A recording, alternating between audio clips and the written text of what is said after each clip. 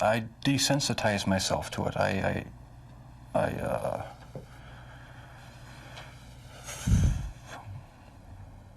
don't know, I went to great lengths. He is pure evil, but you'd never know it by looking at him. But when you hear him, that's another story.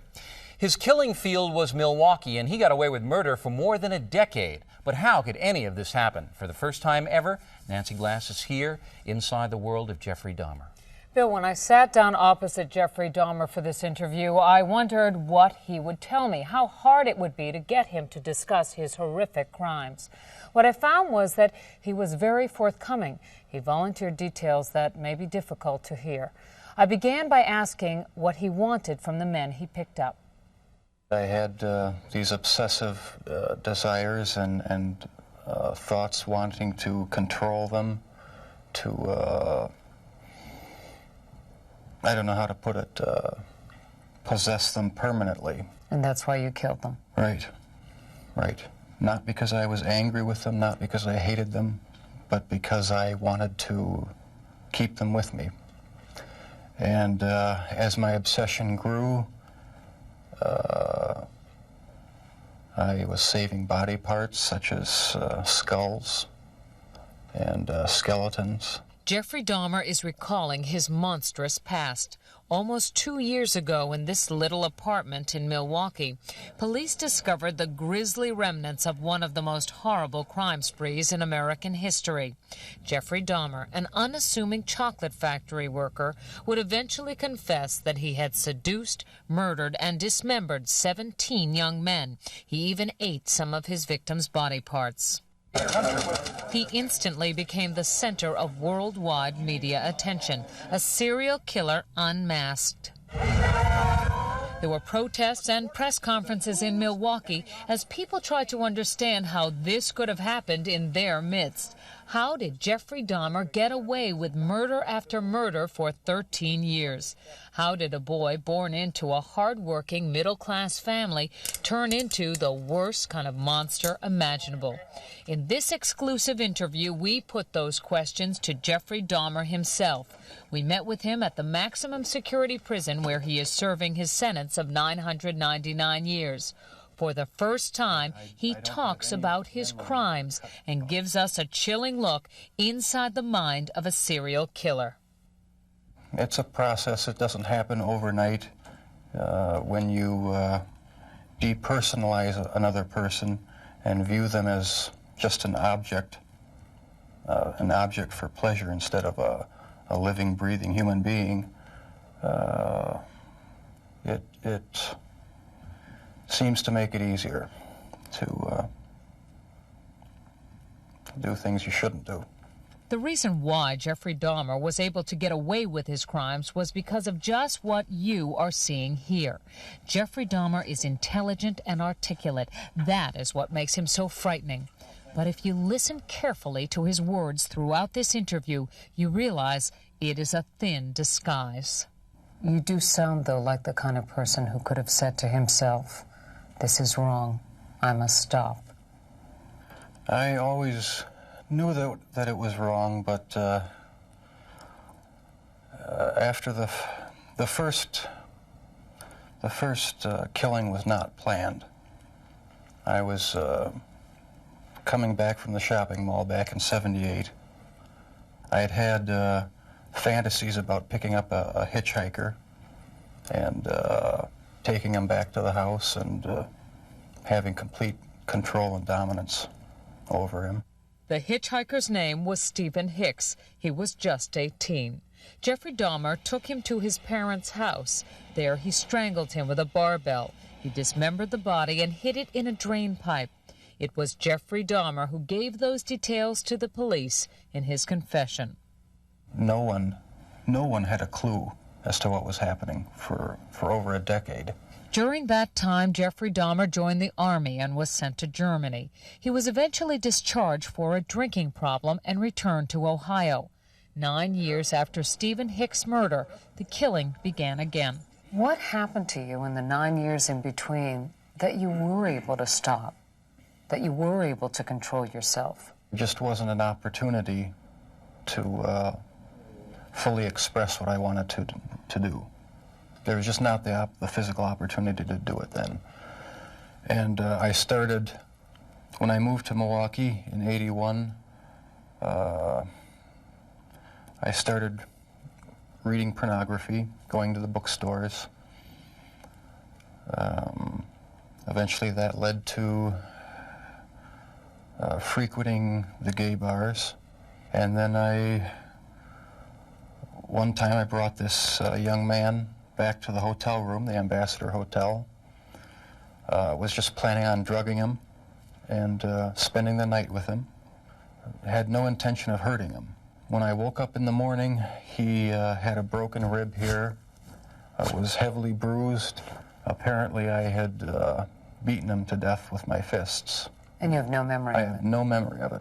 But that's what started the whole spree all over again. Dahmer says he snuck the corpse of his victim, Stephen Toomey, out of his hotel room in a suitcase. Then he took it to his grandmother's house, where he cut up the body and put it in plastic garbage bags. When you killed these men, afterwards, were you repulsed? Were you upset? No, at the time, it was almost addictive. It was almost a surge of energy.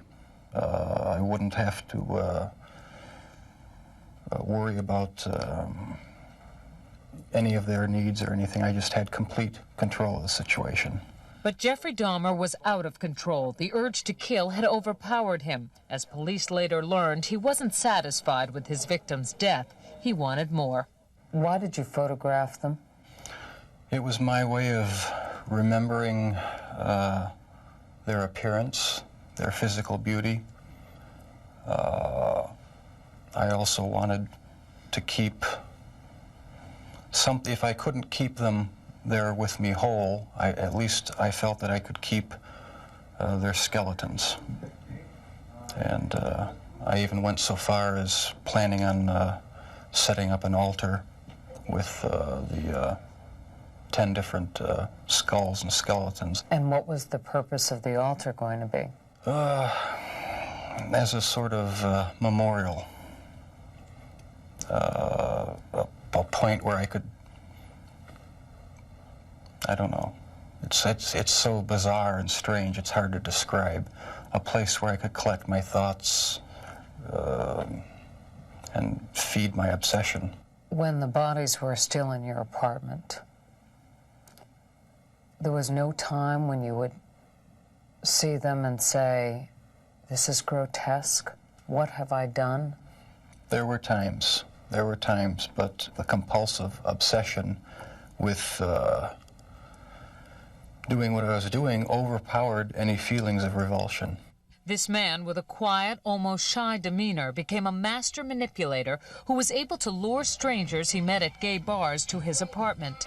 He was even able to con the police into returning a 14-year-old boy to him after neighbors called 911 upset that the child was in the street naked and bleeding.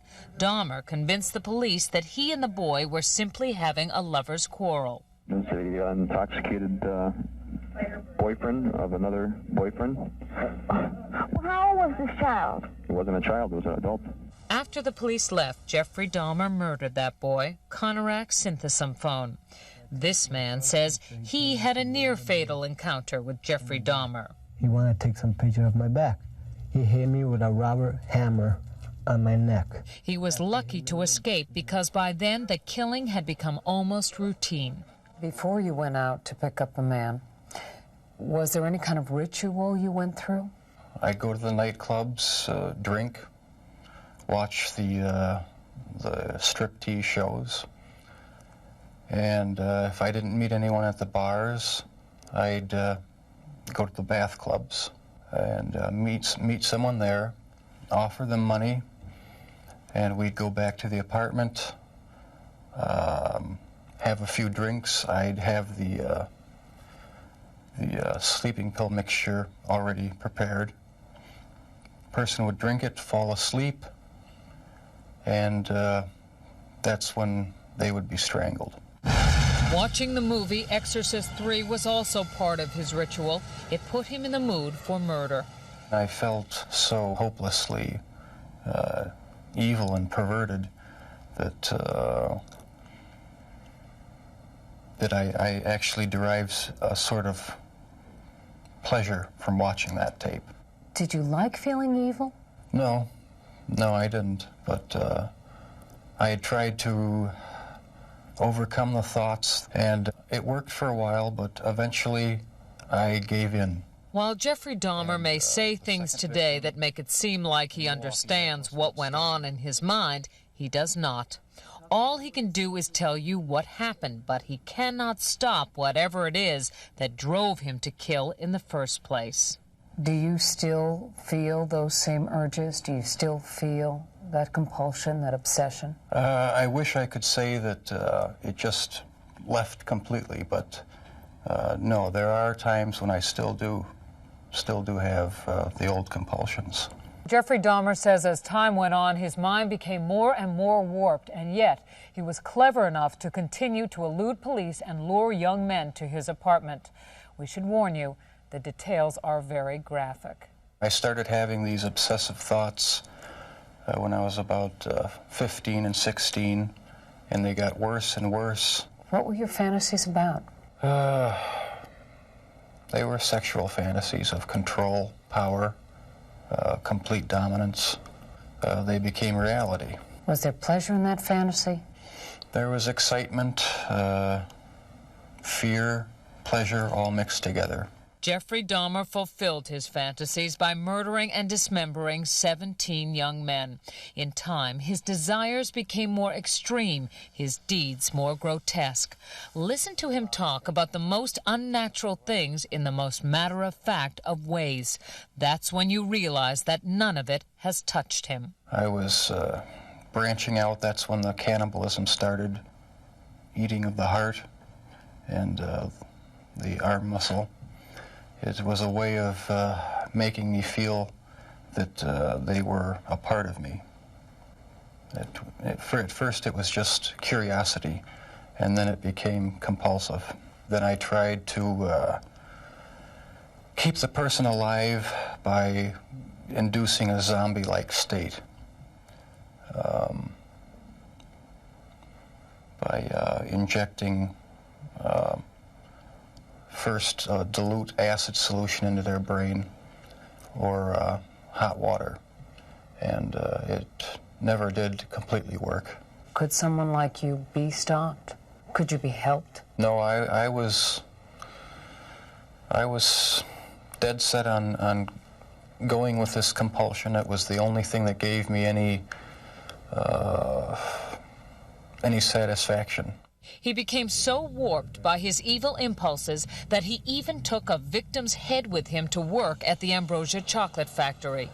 I kept the mummified head and skull of one of the victims in a carrying case in my locker at work. Were you almost flaunting it? Yes, but that's how strong the compulsion was. That's how bizarre the desire was. I wanted to keep something of the person with me. Jeffrey Dahmer exhibited some disturbing behavior early on. He began drinking heavily as a teenager, dropped out of college, was arrested for indecent exposure, disorderly conduct, and fondling a 13-year-old boy. Tragically, one of his murder victims would be that boy's brother. Do you know what started it? Was there any kind of incident that you can remember? To this day, I don't know what started it. And the person to blame is sitting right across from you. That's the only person. Not parents, not society, not pornography. I mean, those are just excuses. His macabre 13-year crime spree finally ended when this man, Tracy Edwards, brought the police to the infamous apartment. Like the others, he had gone there with the promise of money. He was listening to my heart because at a point he told me he was going to eat my heart at that point. I hit him and I ran. What was the turning point for you that made you suddenly realize that you had done something terribly wrong, something you should be sorry for? It was the night of the arrest. I have no memory of what happened during the 6 hours before the last victim ran out of the apartment. I heard a knock on the door, and the police were there with the last victim. They asked me where the key was to the handcuffs. My mind was in a haze. I sort of pointed to the bedroom, and that's where they found the pictures. And they yelled, "Cuff him." And I was handcuffed. And it was just the realization that there was no point in trying to hide my actions anymore. The best route was to help the police identify all the victims and just make a complete confession. When it was revealed that most of the victims were black or homosexual, people in Milwaukee were incensed. Many felt that was why he went after them and why the police didn't seem to care when their families reported them missing. 10 of your 17 victims were black. Were they racially motivated It was crimes? not racially motivated. It was not sexual preference. It was just to find an obsession with the best-looking young man I could find. While you just heard him say that his sexual preference had nothing to do with the killings, he has not come to terms with his homosexuality. Never understood it. There was no use trying to fight it because I couldn't rid myself of it. It was too powerful and persistent. Do you dislike it? Yes, it's caused a lot of problems for me. A lot of conflicts and unanswered questions. The conflicts remain with him, and so do his compulsions. But in prison, he finally cannot act on his savage desires. If you were out on the street now, would you still be committing the crimes? Probably. If this hadn't happened, there's no doubt I probably would be. I can't think of anything that would have stopped me.